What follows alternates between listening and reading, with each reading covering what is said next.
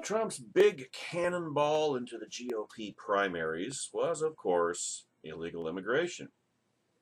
And like any good con man, con artist, he knew, first of all, he recognized his opportunity. Second of all, he knew exactly what to say. He knew who his marks were. He knew what they wanted to hear. And so he said it in his inimitable fashion. You know, the tough guy, counterpuncher kind of nonsense. And that's why it worked. Now, of course, if his target constituency had bothered to be vigilant, had bothered to do some vetting, they would have discovered that Donald Trump has been a supporter of amnesty, like any good New York liberal Democrat, for years and years. His entire time on the national stage, he's always been a big supporter of amnesty because, of course, as a businessman, straight out of the Chamber of Commerce, it benefited him. And Trump only has one guiding principle: look out for number one. That's why, as I said in the previous video, he's using his campaign to enrich himself beyond the dreams of avarice.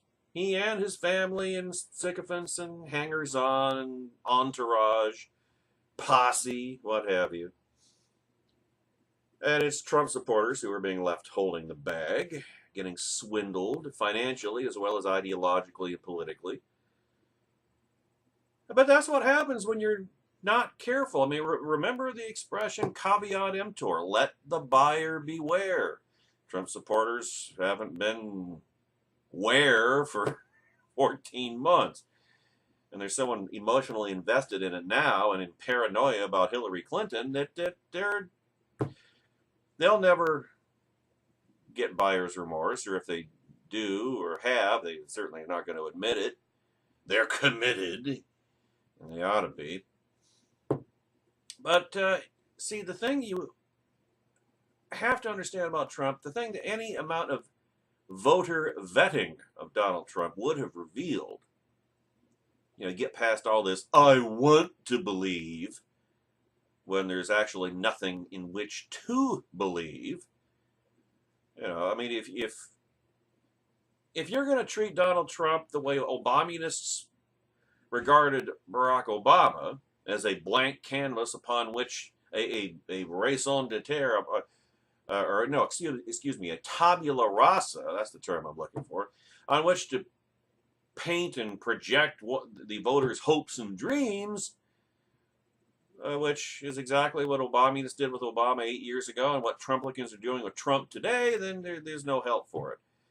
But if they had been vigilant, if they had done their homework, they would have learned that Trump has been an amnesty supporter for years, and B, that really hasn't changed, including in this very campaign. 3 months ago, one of Trump's congressional backers used the term virtual deportation. Not an actual deportation, just virtual. In other words, Trump's not going to deport anybody. But he said he was. Remember? Trumplicans? Oh, you think he's going to get rid of all the illegals. Now, all the illegals should be deported. But there's so many of them. What have I said since last summer? I said that should all illegals be deported? And there's more like 30 million, but I digress. I said, should all illegals be deported? Absolutely. Is that a practical option? Not really, because the optics would be terrible. It would backfire hideously on the GOP and on border hawks and the idea of controlling the borders and national sovereignty and the rule of law, because all the media would have to do is just show the camps. I mean, if you're going to try to deport millions of people, it's not going to look good. It's not. And then it leaves us open for accusations from the left that we're wasting money and well, this isn't fiscally responsible, and it's cruel, and it's heartless, and it's mean, and it's I mean, it's part of Trump's ongoing campaign to discredit and destroy conservatism. The Republican Party is already in shambles, and that's what Trump has done from day one. Because people 4 years ago talked about, well, Mitt Romney doesn't speak conservative, and he definitely had a devil of a time getting the accent right. But at least Romney was center right. Trump is a New York liberal Democrat. So when he's trying to bilk conservative voters, he told them what he thought they wanted to hear and the way that he thought they wanted to hear it. So he made immigration, he made it all about race. And it's never been about race. It's about the rule of law. It's about controlling the borders. It's about a country without borders is a failed state. It's about Article 4, Section 4 of the United States Constitution, where the federal government has the responsibility to protect the states from invasion. Trump made it all about race. You think that's not an attempt to discredit and destroy the right? To prove to casual voters that, well, conservatives, for all their protestations of the rule of law and this and that and the other, they really are just racist after all, aren't they? Talk about making outreach to Hispanics and African Americans and this group and that group. And how many years back has Trump sent all of those efforts? And I'm not talking about reaching out to them in terms of pandering to them in identity politics fashion. I mean taking the message of constitutional conservatism to them, making it relevant to them. Are Hispanics more or less likely? Just looking ahead to beyond Trump, after Trump goes down in flames, or maybe he'll even drop out before who knows?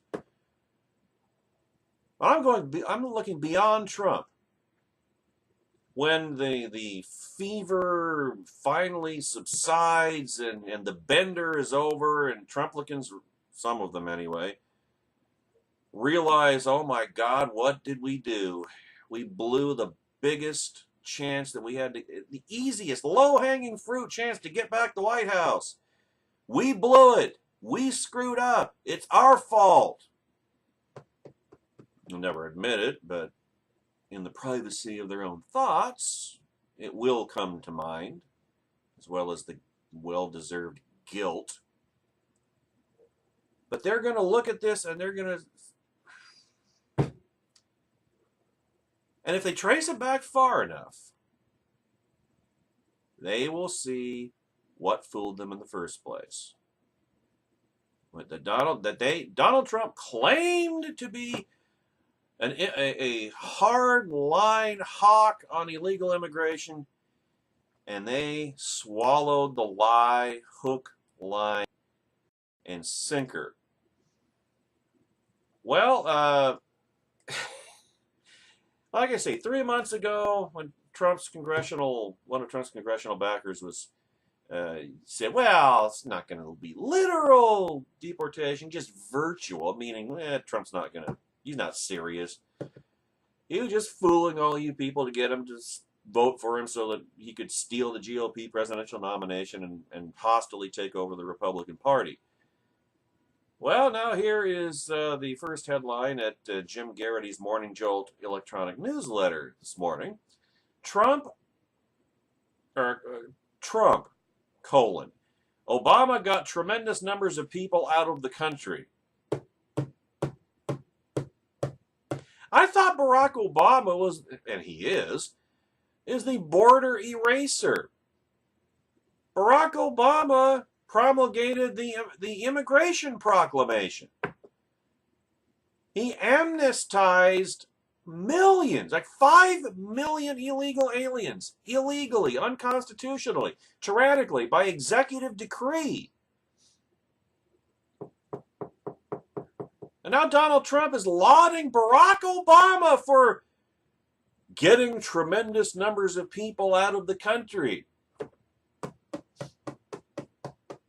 Meet Donald Trump's, it's not so much a new immigration stance as just one he's being more open about now that he thinks it might benefit him politically,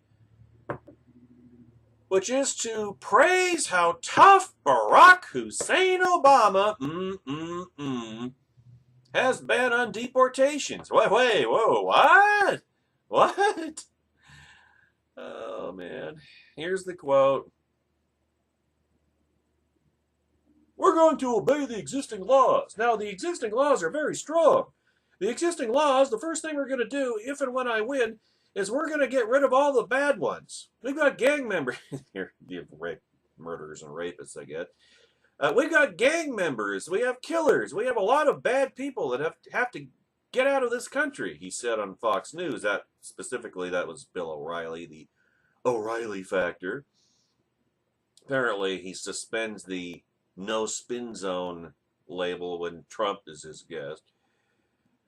As far as everybody else, we're going to go through the process. What people don't know is that Obama got tremendous numbers of people out of the country. Bush, the same thing. Bush! Low energy Bush! God, I can't believe this. Or I can believe it. What I can't believe is that Trump supporters are still supporting this guy. Lots of people were brought out of the country with the existing laws. Well, I'm going to do the same thing. Bill O'Reilly then mentioned detention centers, prompting Trump to quickly shoot down the idea of keeping illegal aliens in detention centers. You don't have to put them in a detention center, Trump said. Well, where the hell are you going to put them then? In a pen? Behind barbed wire? With machine gun tower? I mean, what? I never even heard the term. I'm not going to put them in a detention center. We want to do it in a very humane manner. Well, then what? Where are you going to put them? Oh, I know. You're going to put them in your hotels and your golf courses, and sure, he will. Or maybe, I don't know. I mean, that would be a way of getting the federal government, the taxpayers, to further enrich him, wouldn't it? I think I'm onto something here. Great news, immigration hawks. Garrity exclaims. Trump will emulate those tough policies of Obama and Bush. Oh, Jesus. Aren't you thrilled, Trump supporters? Haven't you passionately campaigned for the status quo all these years? Oh, man, you Trump supporters are just such fools. You're such dopes. You're so gullible. And just think, we were doubting Trump's ability to pivot. Oh, man. This is such a nightmare. Tim Alberta points out at nationalreview.com that Trump is now trying to appeal to two different groups of voters. Here's the quote. It's apparent that Trump finally understands, perhaps after digesting weeks of polling that allows for no alternate conclusion. And by the way, what is the implication of that? As we discussed the other day, that Trump knows that he's losing. He knows the polls are not wrong. That he must expand his appeal to stand a chance of winning in November. But it's equally like, and after he set himself up for this, how is he going to change people's minds about the image that he's already created for himself as a candidate? He has no credibility to do so. It's too late. I guess he's going through the motions, but not very effectively. But it's equally apparent that Trump has no appetite for abandoning the tactics that brought him this far. So you keep on saying, Trump gotta be Trump. Even though Trump being Trump is why he'll never win. But it got him the GOP nomination and gave him a platform from which to lay waste to the credibility of conservatism. Mission accomplished there. And to put Hillary Clinton on the White House. That's what I still don't understand. How can Trump supporters not realize that they're really, by supporting Trump, they're really supporting Hillary? These people are saying, we're going to stop Hillary. Then why are you supporting Trump? Why did you ever support Trump? Hillary's election is now inevitable. And it need never have been that way.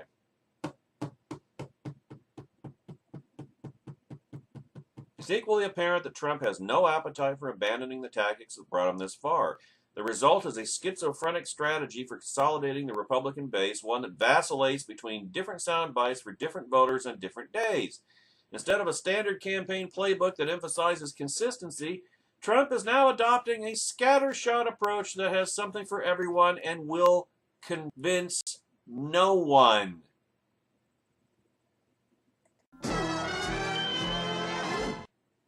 Jim Garrity was amused. Caleb Howe elaborates at Red State this morning.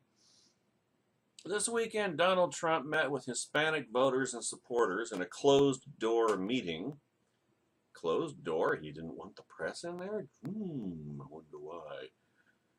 Where news reports and speculation say he may have softened his immigration position or taken steps to soften it. In other words, being more honest about his long-time support for amnesty. There are no damning quotes from the meeting, which is why the doors were closed. Yet. But the tone presented by Trump and his surrogates is definitely kinder and gentler, and that should have Trump supporters in paroxysms of betrayed rage against their candidate, except that it's a cult of personality, and they drank the Kool-Aid, so anything that Trump does is fine with them. National Review sees an opportunity here for a better, smarter immigration plan, but then I say to that what I've said to anything else that comes out of Trump's mouth. How do you know? You don't. You can't rely on anything Trump says. While the New York Times presents an uphill climb in convincing Latino voters of his sincerity, yeah, I think that's a pretty obvious thing to say.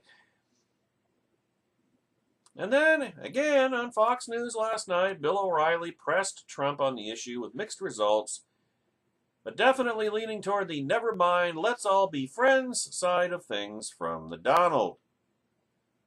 We're going to obey the existing laws. The existing laws are very strong, he said. Yeah, that is a substantive change from prior statements. But it's a change, which means it's going to change back. Or forth, or back. You know, it's... Again, how do you know? The first thing we are going to do if and when I win is we're going to get rid of all the bad ones. You know, the rapists and murderers. Not much change there. We've got gang members. We have killers. We have a lot of bad people that have to get out of this country.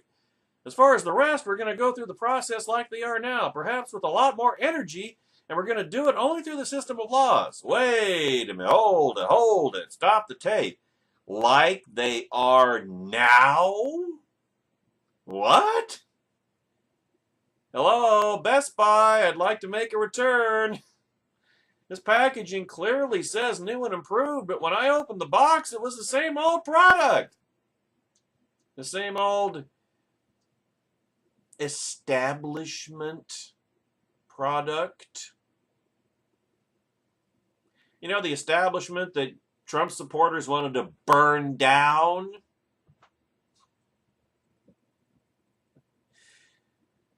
Amazing. Still, though, the truth is that this isn't new or even a policy change for Trump.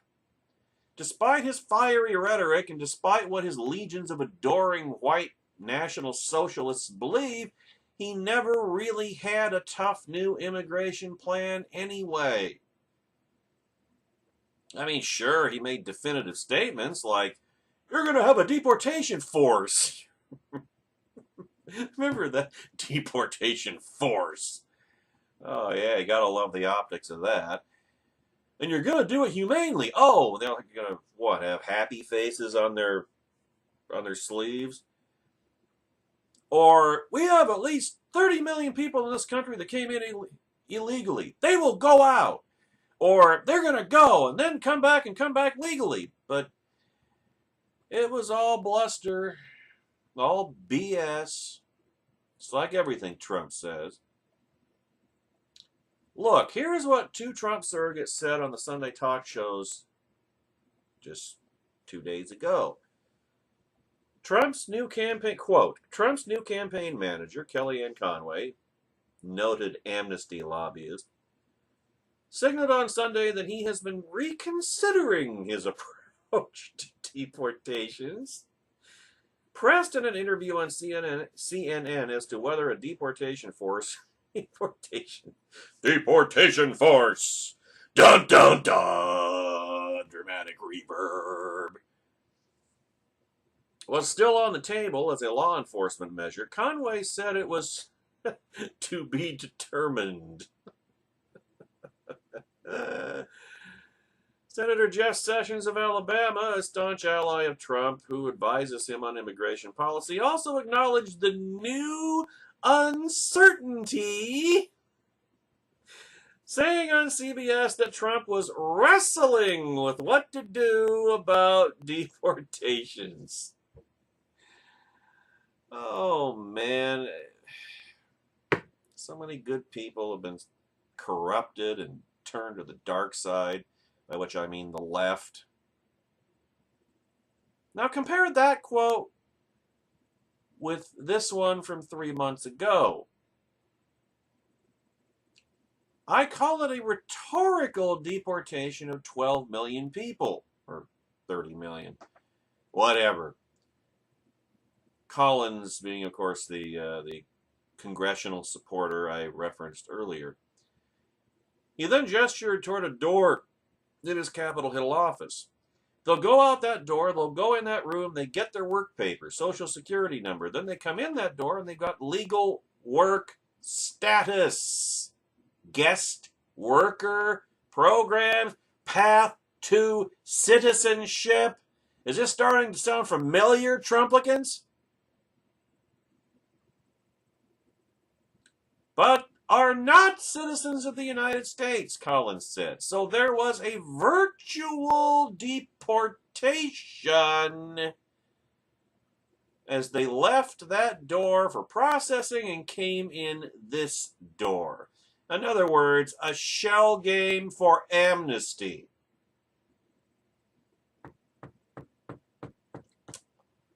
Collins added, we're not going to put them on a bus and we're not going to drive them across the border. Close quote. That's from Representative Chris Collins, the first member of Congress to endorse Trump, who has been a key ally and surrogate and who Trump had second his nomination at the convention in Cleveland. I mean, these Trump supporters understand this. These are top Trump people. They are saying this. They are admitting that Trump is an amnesty guy, always has been, and all this nonsense, all these lies about deportation forces, and it was all BS.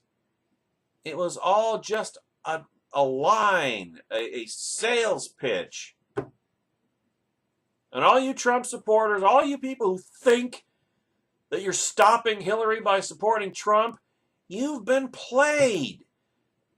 You've been bilked. You've been swindled. You've been taken for a ride.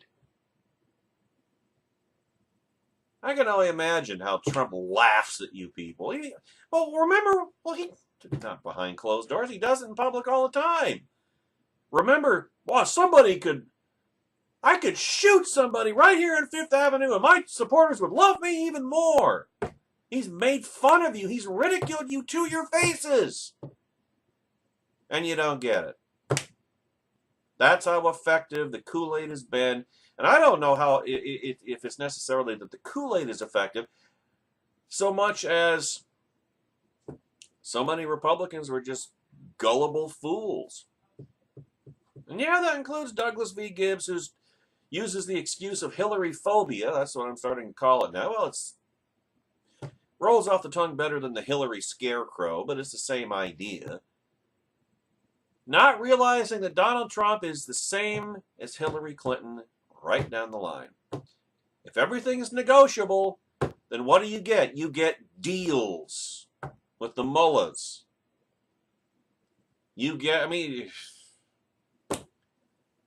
That's really what you can say about Trump. Everything is negotiable. And he doesn't have any core principles. Be on lookout for number one. So he is gonna go with whoever treats him the nicest.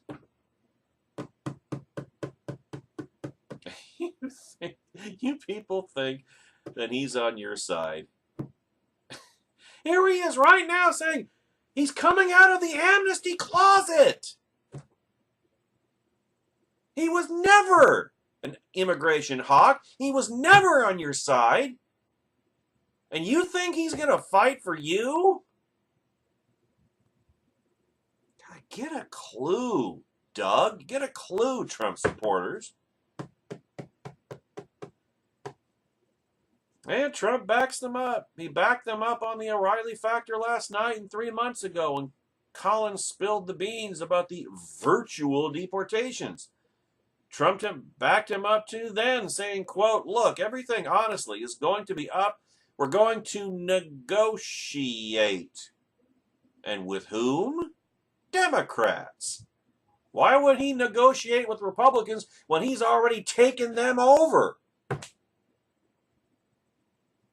That's another thing you Trump supporters don't seem to understand. Why is he going to listen to any Republican when he's already taken over their party?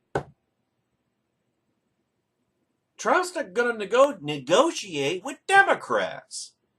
He's going to negotiate with America's enemies, not America's friends. Donald Trump is Bill Clinton, is Barack Obama, is Donald Trump.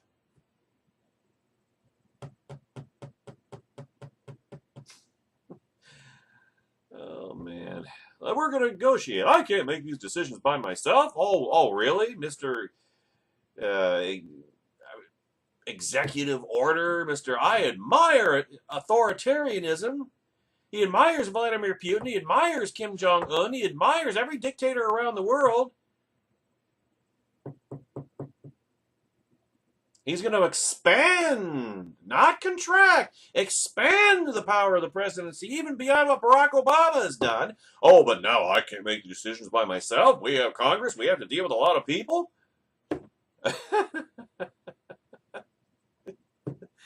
This is part of the scam, too. I mean, it's just, he's going to cut deals with Democrats. You know it. I know it. It's just I'm the one that's saying it, and you won't admit it, Trump supporters. You're going to get bigger and better amnesty, bigger and better comprehensive immigration reform from Donald Trump even than you would from Hillary Clinton.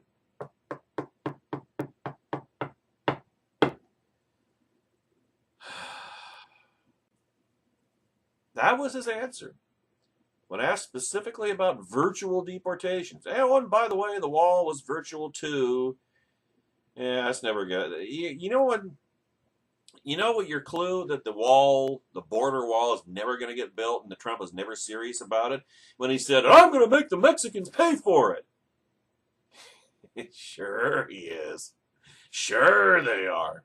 That was his out. Well, we can't build it until the Mexicans pay for it, right? Well, the Mexicans are never going to pay for it. So, how now, brown cow? It's never going to happen. It's all a scam, all a racket, a deception. You've been fooled, you've been exploited, Trump supporters, and you seem to be damn proud of it. Blind faith in a misplaced object. For some fun, note that the word deport only appears on the immigration page of Trump's website once. Once! I'm surprised it's on there even that much.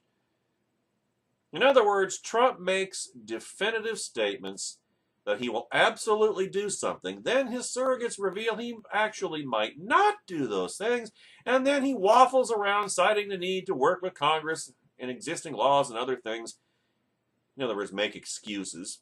That would, beta male excuses, that would have his base foaming at the mouth if, say, another establishment figure like, say, John McCain or Lindsey Trumpnesty made them. Said them.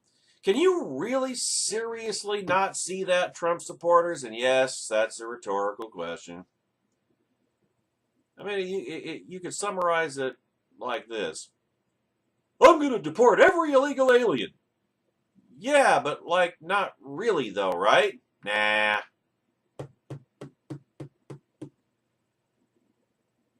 Yeah, I would welcome with relief an immigration plan that doesn't sound like it was written by David Duke or Laura Ingraham, but it also, who by the way, is now a firm and staunch anti-constitutionalist.